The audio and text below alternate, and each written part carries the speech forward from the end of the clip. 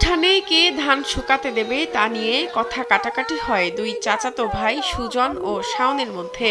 কথার তর্ক থেকে হাতাহাতি, এক পর্যায়ে শাওনের ছুরিকাঘাতে আহত হন সুজন।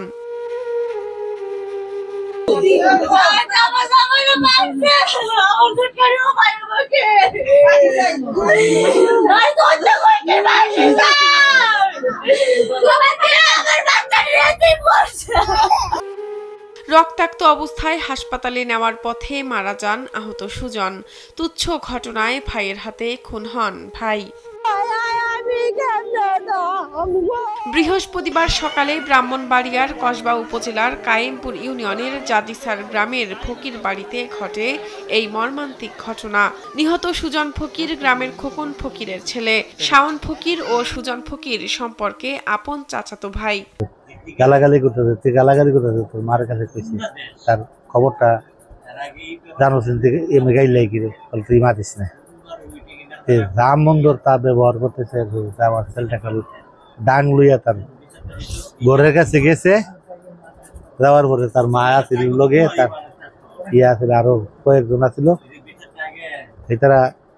তার আটকাই রাখছে।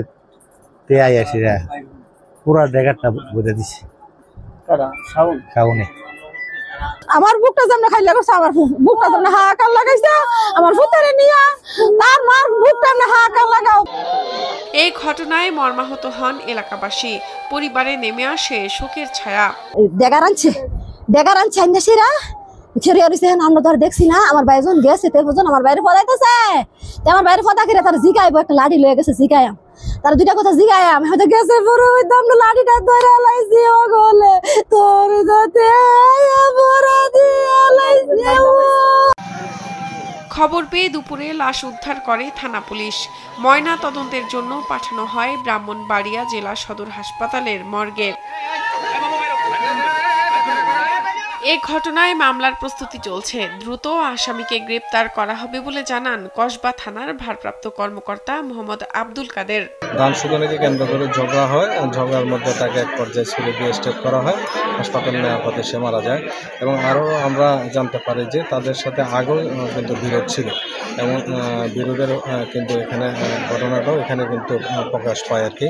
তো আইনগত ব্যবস্থা গ্রহণ অব্যাহত, আমরা অভিযোগ সাপেক্ষে অবশ্যই আইনগত ব্যবস্থা গ্রহণ করা হবে, এবং আমরা আসামিকে ইনশাল্লাহ গ্রেপ্তারের জন্য আমরা অলরেডি আমাদের টিম ইনশাল্লাহ নিয়োগ করে দিয়েছি। নিহত সুজনের 3 বছর ও 18 মাস বয়সী দুটি সন্তান রয়েছে। শাহনাজ পারভিন, কালবেলা।